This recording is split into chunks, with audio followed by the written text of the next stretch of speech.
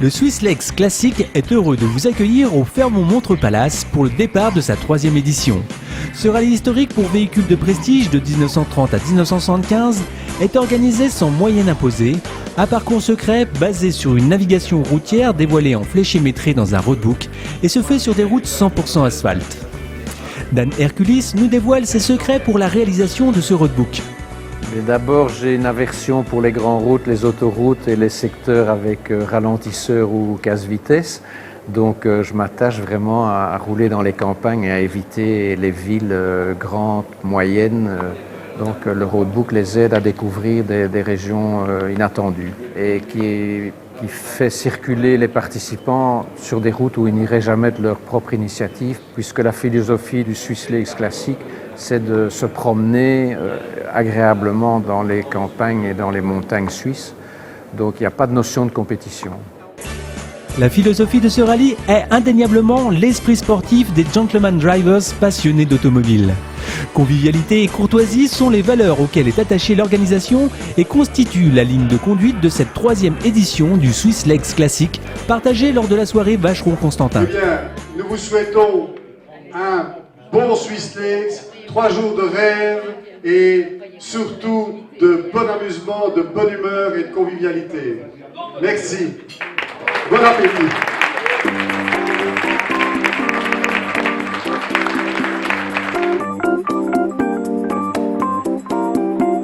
Jeudi 7 juin, départ du 3e acte de ce rallye 5 étoiles au concept innovant et unique. Car il se dispute sur 5 années, au cours desquelles les participants parcourront près de 4000 km sans jamais utiliser les mêmes routes. Ainsi, en 2015, ils rallieront Genève à la manufacture horlogère de Vacheron-Constantin à l'occasion de ses 260 ans. Les équipages français, belges, suisses, néerlandais, émiriens et bien d'autres sont au rendez-vous pour cette première étape au plateau exceptionnel. C'est une Aston Martin DB6 qui a la caractéristique d'être un brick de chasse. C'est un carrossier particulier qui s'appelle Panelcraft qui en a fait 3. Et les 2 autres sont des conduites à droite et c'est donc la seule conduite à gauche.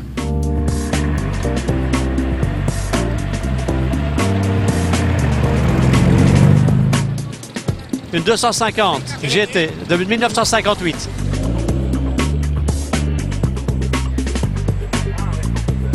Une 356 1959. C'est une TR2 coupée Francorchamps assez rare qui a été fabriquée en Belgique en Essonvaux chez Imperia.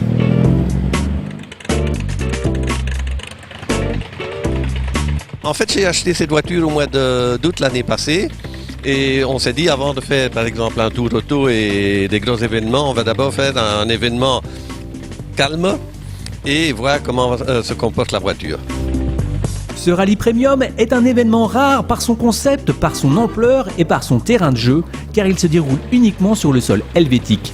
Ce qui en fait un pari osé, voire un peu fou de la part de ses organisateurs, mais aussi de ses partenaires. D'abord, c'est une histoire d'amitié avec aussi Georges Lavanchy quand il est venu nous proposer son aventure de faire le tour de tous les lacs de Suisse. On a trouvé ça passionnant et puis il y a aussi un lien important entre l'automobile et la montre, c'est mécanique, le design, la passion, les collections. Et tout ça fait que on est avec des gens qui sont vraiment des passionnés, des amoureux de belles pièces. Donc il y a une similitude. Nous aussi, on a eu, il faut savoir que Vacheron-Constantin en 1938 a chronométré le record de vitesse de Sir Michael Campbell. Et on mesurait à l'époque le 10e de seconde par un instrument fabriqué par Vacheron-Constantin. Donc il y a quand même toujours chez Vacheron-Constantin, au niveau de l'horlogerie, une relation très proche avec l'automobile. Donc voilà, donc on est là ce matin, c'est le départ, avec quelques gouttes de pluie, mais je crois que tous les gens sont ravis, et nous aussi. C'est à quelques mètres du lac Léman que les participants s'élancent pour une course de 305 km à travers le Chablais et le Valais.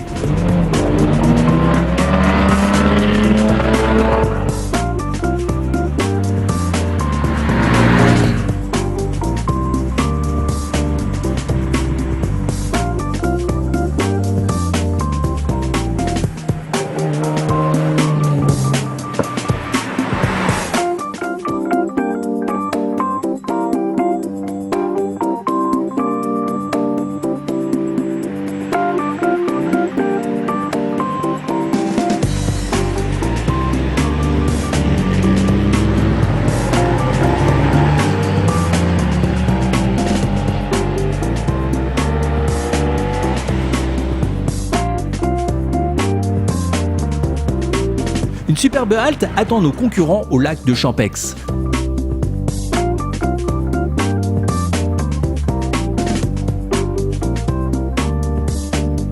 Nous profitons de ce déjeuner à l'hôtel Splendide pour vous présenter cette unique Aston Martin DB6 Shooting Brake. Petit cours d'histoire par son propriétaire Michel. Monsieur David Brown, qui a acheté Aston Martin juste après la guerre, il a aussi acheté Lagonda, Tickford, qui était un carrossier, était passionné de compétition automobile. Il aimait surtout les 24 heures du Mans et la vente d'automobiles, mon Dieu, c'était un peu accessoire, c'est un peu un hobby. La DB5, David Brown est content, mais c'est un peu petit pour lui. Et donc, avoir un break de chasse est un concept qui lui plaît. Et donc, il fait adapter une DB5 par un carrossier qui s'appelle Radford. Et c'est un succès.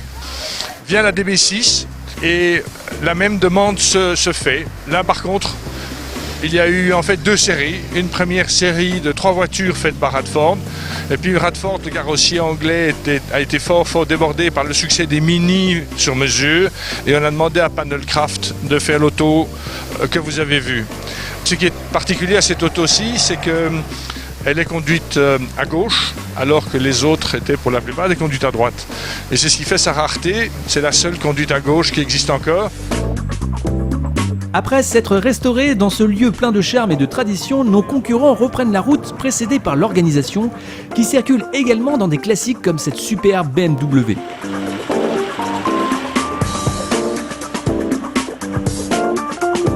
Deux cols seront traversés, le col de la Croix culminant à 1176 mètres, frontière entre les Alpes du Nord et celles du Sud, puis le col du Pilon reliant les Diablerets dans le canton de Vaud à Stade dans le canton de Berne.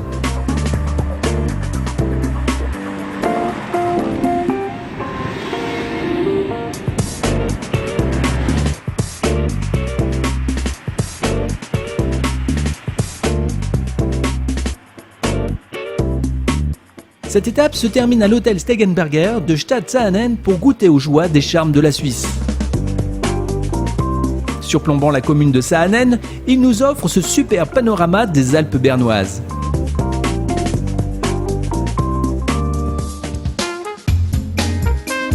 C'est sous la pluie que nos participants regagnent leur voiture pour l'étape du jour de 300 km, mais la bonne humeur et l'optimisme sont de mise. Ça va certainement être très plaisant comme journée malgré le temps et il va se lever, regardez, il commence. J'espère qu'elle sera belle aujourd'hui, qu'on aura un ciel dégagé comme hier. C'était superbe, on a eu un soleil, on a pu rouler en décapotable toute la journée et bon, on a eu des paysages merveilleux. On a eu hier une journée extraordinaire. Alors, il fait semblant de pleuvoir pour que les frileurs mettent leur capote. Nous, on est des optimistes, il n'est pas question qu'on mette notre capote. On va passer dans des endroits merveilleux, on va sentir cette nature, on est ravis d'être là, vive les Suisses et les routes sont superbes. 2, 1, allez!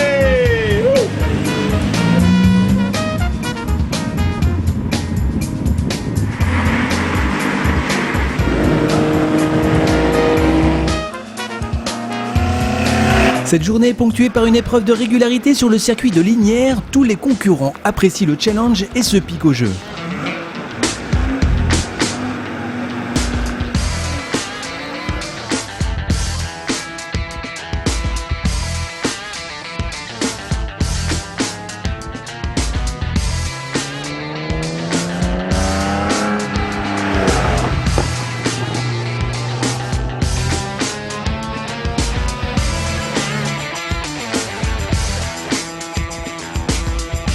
La ronde de l'organisation est, disons-le, plus joueuse.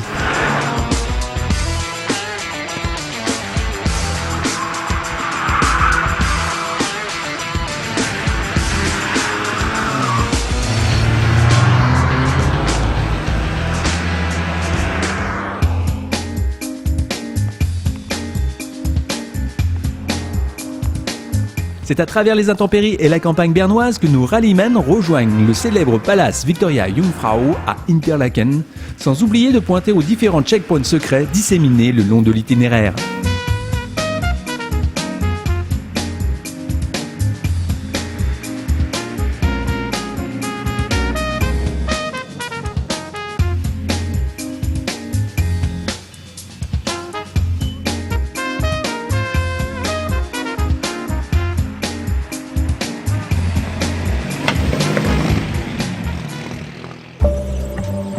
Pour récompenser nos braves, une soirée privée à bord du bateau MS Niederhorn sur le lac de Thun les attendent.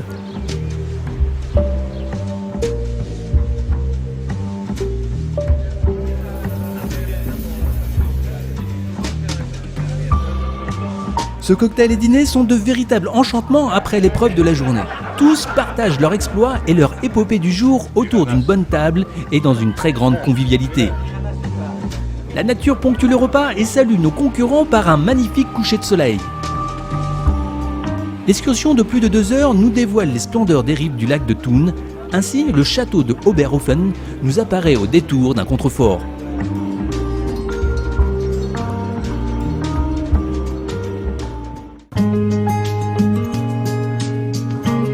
De bon matin et au pied du Victoria Jungfrau, une magnifique Chrysler aux allures de hot rod nous attend. Je vais voir Dominique, bonjour. Bonjour Jean-Claude. Dis-moi, vous ou tu? Tu. Dis-moi, tu peux me parler de ton auto? C'est une Chrysler 75 Le Mans de 1929 qui a été complètement restaurée sur une période de 10 ans. C'est une voiture qui a couru Le Mans en 29. Elle a couru sur plusieurs années au Mans. Et c'est, d'après les experts de voitures vintage, the only Bentley beater. So that's the reason why. C'est un Australien, Ray Jones, qui lui voulait participer au 1000 Miglia. Donc il a cherché une voiture qui a fait le 1000 Miglia en 29 et il a choisi une Chrysler 75. Autre point important, tu m'as parlé de restauration de l'auto? Oui, 10 ans de restauration en Australie, puisque je suis allé voir Ray Jones en Australie. Je lui ai demandé s'il voulait bien m'en préparer une. Et voilà, sur une période de 10 ans. Moi, je ne veux pas dire qu'il ait travaillé 10 ans dessus, il fallait aussi financer derrière. Voilà, commencé en 2000, fini en 2010 pratiquement. Autre point important, il y a un côté familial aussi dans la restauration de l'auto? Oui, c'est mon épouse qui a fait la capote et la sellerie, qui a appris la sellerie spécialement pour refaire l'intérieur de mes voitures. Je suis couturière, j'ai toujours rêvé d'apprendre le métier, ce que j'ai fait pendant 3 ans. J'ai la chance d'avoir été formée par un sellier d'exception avec qui on a refait la voiture. Alors on a tout refait, donc il n'y avait rien, on avait juste les carcasses. Donc il a fallu tout créer. Les sièges ont été vraiment refaits comme à l'ancienne, c'est pas de la mousse. Donc c'est vraiment du travail de tapissier, comme on le faisait dans le temps. Bon Dominique, il est 9h30, c'est l'heure du départ. Il y a un process de démarrage de l'auto? De celle-ci? On tourne la clé. Tu veux nous montrer ça? Merci. C'est parti pour cette dernière étape du rallye, soit 260 km au travers des cols suisses tels que le Nünfelen Pass, puis au col routier de Suisse entièrement goudronné, ou encore le Grimsel Pass culminant à 2165 mètres, où nous rencontrons dans un jour blanc un homme du désert. We are in paradise. I mean, to be in June in the middle of the Swiss Alps and to have snow surrounding us, when only 3 days ago this car was in the desert of the UAE, and the paradox in terms of nature's contrast is phenomenal. We have snow on one hand and we have sand and desert on the other, all in the same week. To be honest with you, the car likes cooler weather. However, it performs extremely well in the heat. It's one of the few cars that can be driven at 40-45 degrees without really heating up. So it's a phenomenal car, beautifully engineered in its period and wonderfully crafted by the German engineers. Voici une belle définition du paradis. Un col helvétique enneigé traversé à bord d'une Mercedes 300 SL.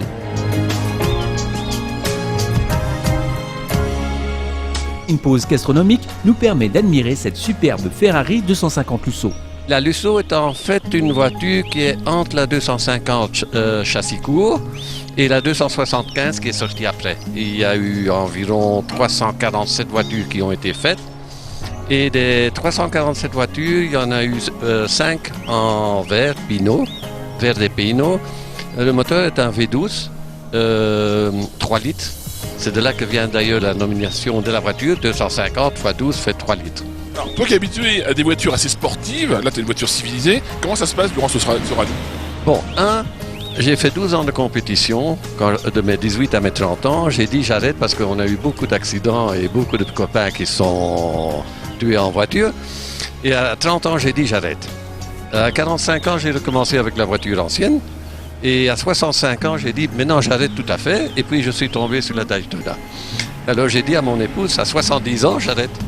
Et voilà, ça y est, on a 70 ans et maintenant je suis passé, disons, au stade évolué de la sagesse en passant de la compétition à la voiture de grand tourisme. Le retour au palace pour ce rallye 5 étoiles se fera à travers les sinueuses routes de montagne en passant les cols de Saint-Gothard, Suston Pass et les lacs de Lucendreau et de Briance.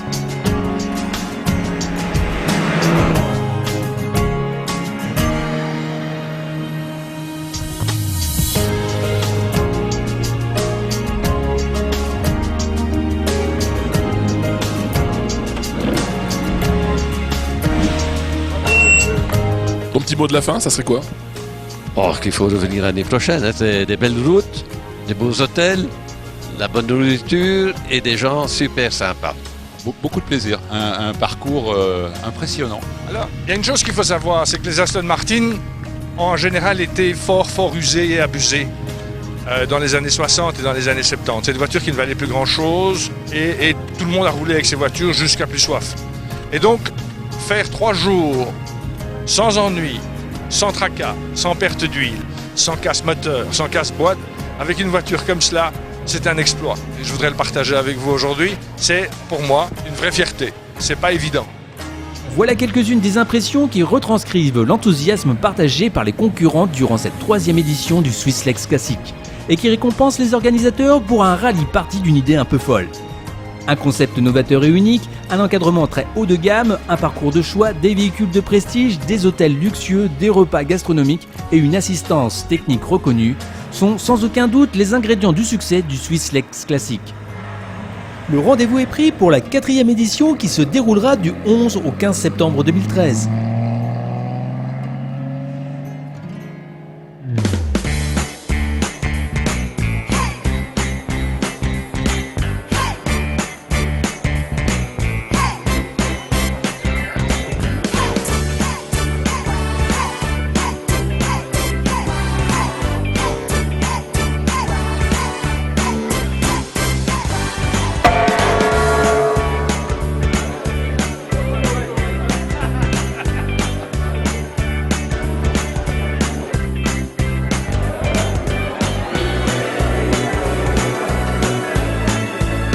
Nous avions cette année l'équipage féminin. Nous avons... Bravo.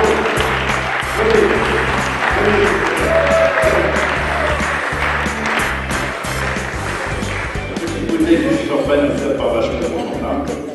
Il y a des paillettes d'or dedans, donc c'est bon pour la santé.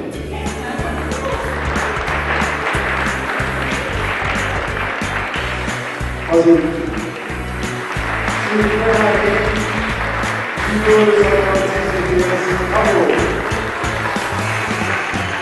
L'équipage qui était 4e l'année passée, qui est second cette année, bravo.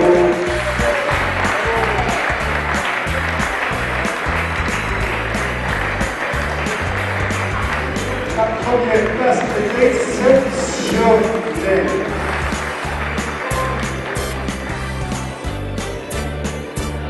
Je pense que si tu te diriges vers cette table-là, il va se passer quelque chose. Bravo messieurs, bravo messieurs.